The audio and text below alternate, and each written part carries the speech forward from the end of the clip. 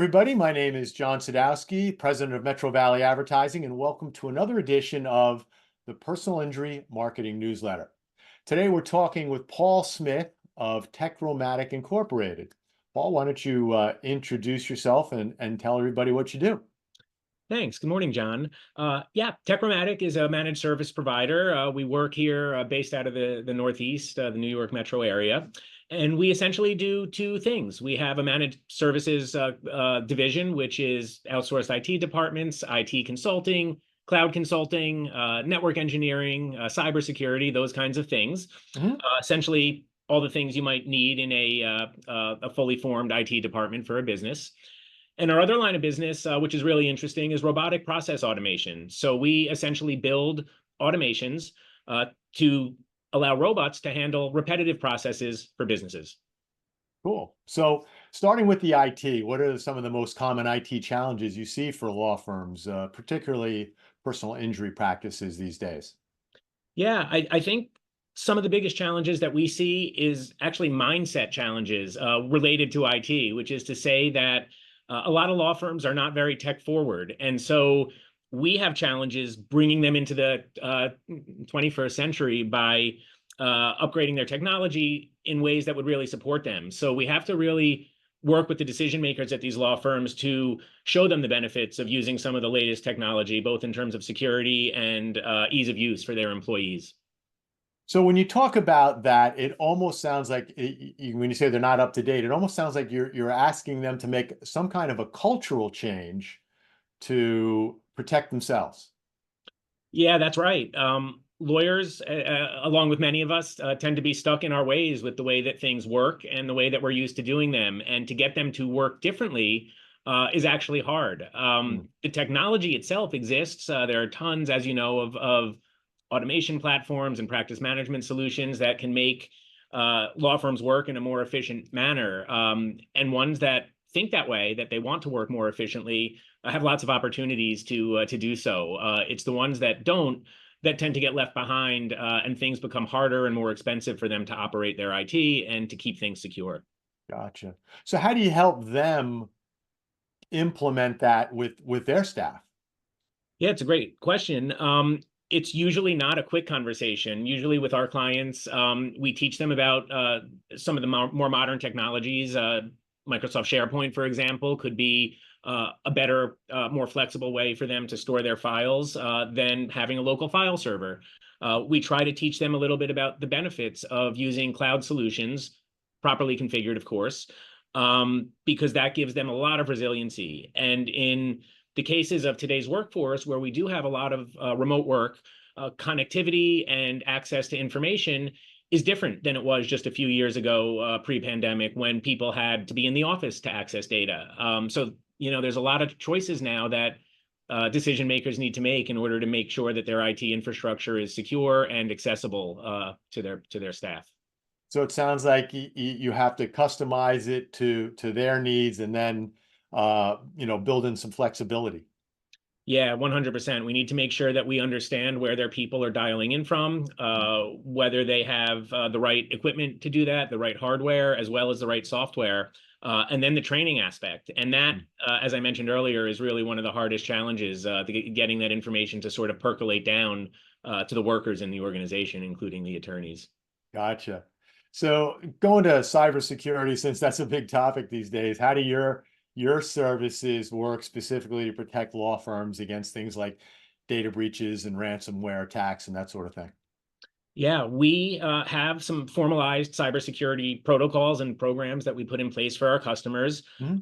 Most of the cybersecurity landscape has industry best practices already created, and we follow those, and we update our best practices as time goes on and as security landscapes change. And so, for example, we include the following in our cybersecurity programs. We basically do annual or more, depending on the size and scope of the company, security risk assessments. So this is critical. What it essentially is a recurring loop, at least every year, of looking at your security posture, what vulnerabilities might exist around your configuration. And then we put some reports together to point out and rank those vulnerabilities in order of what we think is the most important to address in the organization. We also Gotcha. include things like a set of policies and procedures that sort of dictate how your IT is governed. So these will be things like computer use policies and password policies, and how do we handle BYOD, or bring your own device, for firms that allow people to use their own laptops. They have to be properly secured. And then there's a number of additional elements to the cybersecurity programs that we do as well. Hmm. Now, personal injury attorneys, a lot of times handle some pretty sensitive client data. So what kind of IT strategies do you guys put in place to make sure that they're in compliance with things like HIPAA?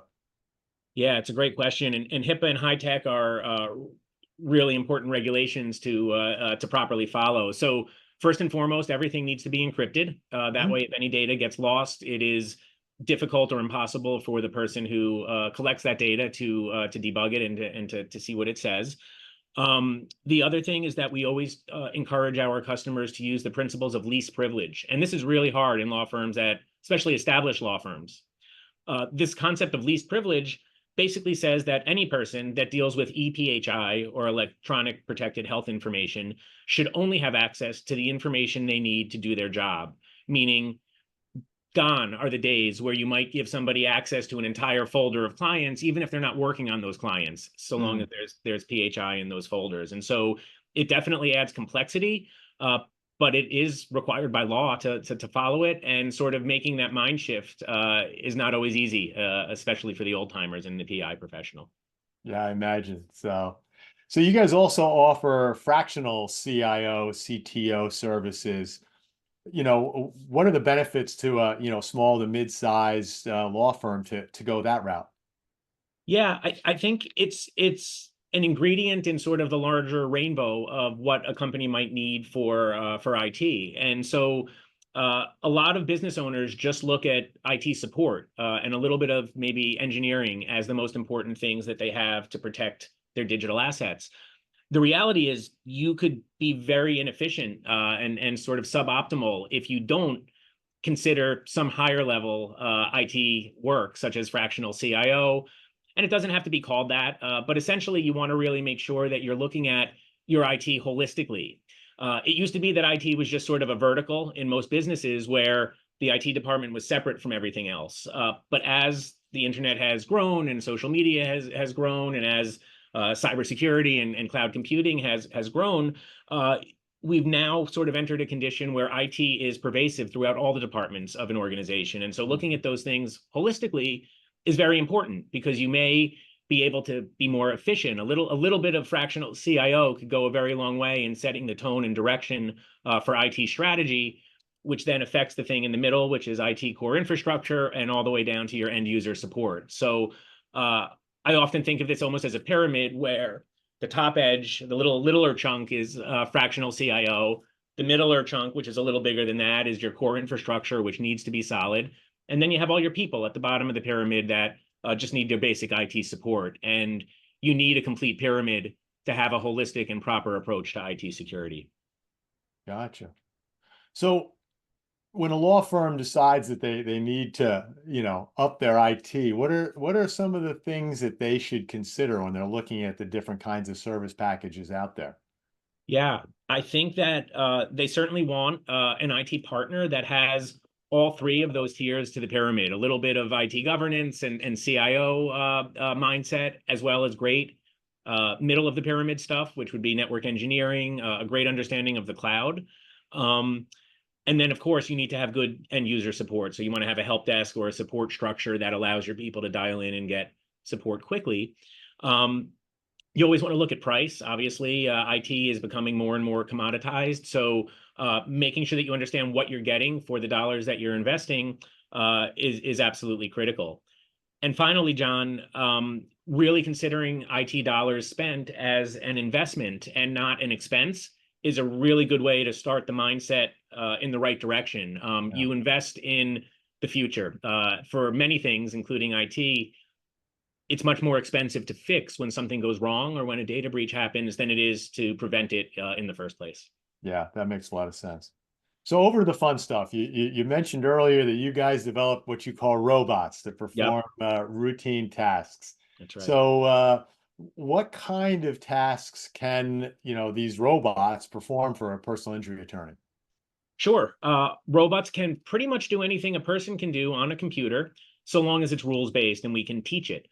It can do things like copy and paste, scrape data from websites or documents, or even images through OCR and AI.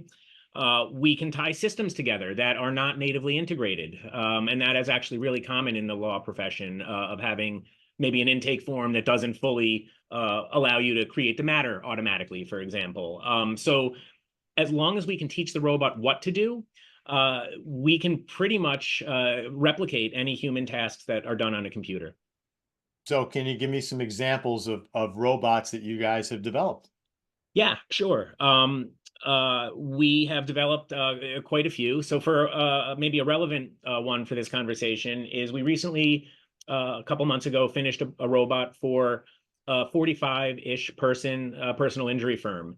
Mhm. And that firm originally had about 4 paralegals, 1 senior paralegal and 3 juniors, spending a good portion of their day, call it 75% of their day, executing on a medical records request process. So when a client comes in, the first thing that the firm needs to do is collect these medical requests, and that is involved and sophisticated for this firm because every healthcare provider that any random client may have seen may have a different mechanism for delivering these medical requests. Mm. So in the case of this firm, there are about 12 portals out there, many of which are very common and industry known, that they use to deliver and pay for these medical records. And so these paralegals are spending all of their time during the day submitting the records requests, completing these HIPAA and high-tech authorization forms, approving and purchasing the records before they are delivered.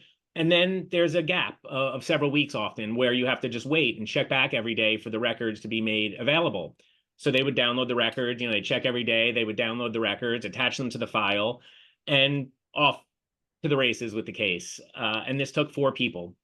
We automated about 75% of this process. And the only place that we've left humans in the loop were the places that we didn't want the robot to have control over. So, for example, we chose not to have the robot automatically purchase medical records without a human approving them.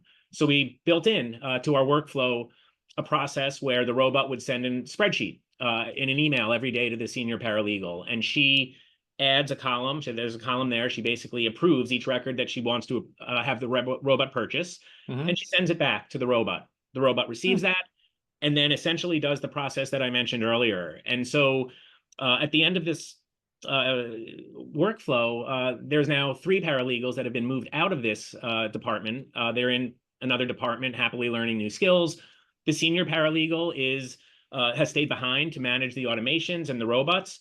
And one of the very interesting things that I learned is that while I had feared that the senior paralegal would begin to fear for her own job because all of a sudden the robots are coming in and taking over everything, she's actually much happier now. She's not Hmm. dealing with some of the challenges that they had to deal with before, which is that due to the sort of tedious nature and the mindless nature of the work, even though it was sophisticated, these paralegal positions turned over frequently, which created a lot of expense. It cost the company dearly in terms of retraining fees and higher error rates for these new paralegals. All of that goes away because the robots are Hmm. 100% accurate. They're dozens of times faster than a human. Um, and so productivity really goes up versus humans doing some of that stuff, especially Hmm. untrained humans. So I've heard people say that AI isn't going to take over. It's just going to be whoever utilizes AI the best is going to be the most successful. It sounds like that's sort of the same analogy you're using here. Yeah, I think, if you don't keep up with the technology, you're going to fall behind because there are, hungrier, younger, more tech forward people that are going to take advantage of these capabilities.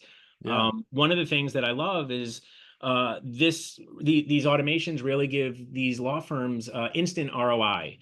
And so the robot that I just mentioned a little while ago on the personal injury side for medical records requests, what's an added bonus that I didn't mention is this firm could double their volume. They don't have to hire more paralegals to handle the Hmm. medical request process. So investing early and properly into the right automations will really save a lot of money in the long run.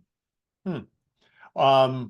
So what other robots are you working on right now for law firms? Yeah, we did an interesting robot for a trust and estates attorney this year, where we actually built an intake system, which is Hmm. because they didn't find a canned system that they liked. And so essentially, they dial into our intake system, they collect all the data points they need to build a trust document, and then our robots will copy that information out of the website that we built, put it in, and create a matter in their practice management system and create the documents, send them to the attorneys for review. The attorneys will put their final stamp on them and make any final changes if necessary. And then the robot will actually go so far as to submit these cases to the federal and state court systems, which is another huge time saver for the trust and estates firm.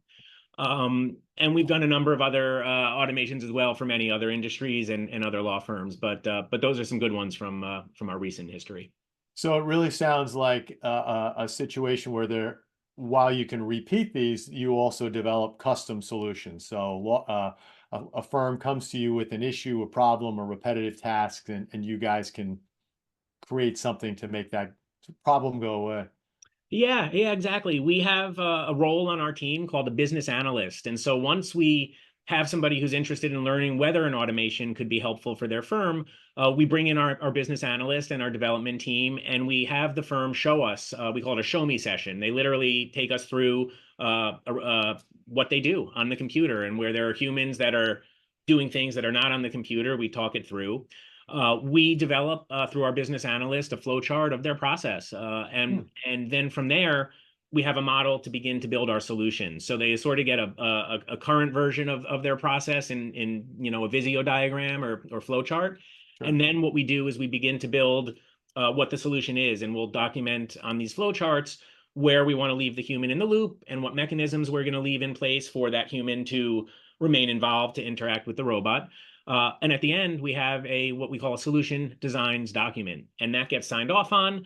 And the process will be a little bit different in the end than it was in the beginning, because we sometimes don't realize that even if we have a well-established process, there are certain things that are happening in our heads that we don't even realize to think about. So we identify those during our solutioning process. And then once we get sign off, we build according to the spec that we've collaborated on with the customer. Wow. Cool. Quite a process. Yeah. Interesting. Um, so going back to IT for a minute, when you look at a personal injury firm, um, how do you look at the IT needs of a PI firm versus some of the other industries that you serve? Yeah, I think the biggest factor in a PI firm that's different than some of the other industries in legal um, is this fact that they're dealing with a lot of protected electronic health information. And Yeah. so, whereas not every law firm needs the same level of security, the ones that are dealing with PHI certainly need an elevated level of attention. So that's the first thing. A lot of times we'll find that they're not actually doing things in the most secure way to begin with. And Hmm. that will often meander us into other conversations about how they can tighten their security, and are they backed up properly and protected from ransomware. But I think the biggest differentiator in PI firms versus other types of firms is really this fact that they're dealing with health information. Yeah, that makes sense. So looking ahead, what kind of IT trends do you see that's going to impact the personal injury arena going forward? Yeah, I mean, I think it's a little bit of a reflection of sort of the broader IT landscape, which is that there are more and more automations coming out every day. There are more and more capabilities being offered by things like AI. I personally don't believe that firms are ready to allow AI to make decisions in certain things, and that's why my firm has really stuck to this idea that we're going to operationalize your existing established processes. We're going to build this around rules-based things, but as technology increases, I don't know if it'll be tomorrow or 5 years from now, we will probably start to give up more control to automation systems, whether it's RPA or AI or generative AI. Um, so I think we'll just have to wait and see. Cybersecurity is also becoming a lot more complex, Hmm. as time goes on. It's just more things that need to be protected, and they need to be protected in a more sophisticated way. So I think those are some of the things that we're going to just see coming. IT is going to become more while it's more of a commodity now than it ever was before, it's also going to become more important to choose the right IT provider for your firm's needs. Yeah, makes a lot of sense. So anything you'd like to say to everybody here in closing? I think in closing, automation is here. We may as well embrace it. That's probably one message that I would like to say. Just embrace it smartly and, make sure that you don't get fooled as well. There's a lot of companies and systems and products out there that claim that they can do one thing, but that thing does need to kind of fit into your existing operational process. So I think making cautious, well-informed decisions about how you're going to improve your security posture, your automations, how you're going to integrate your systems. Those are the things that I would encourage your audience to consider as they're looking at how they can save money and improve efficiency and increase speed and reduce errors. Yep. So that's my advice to them.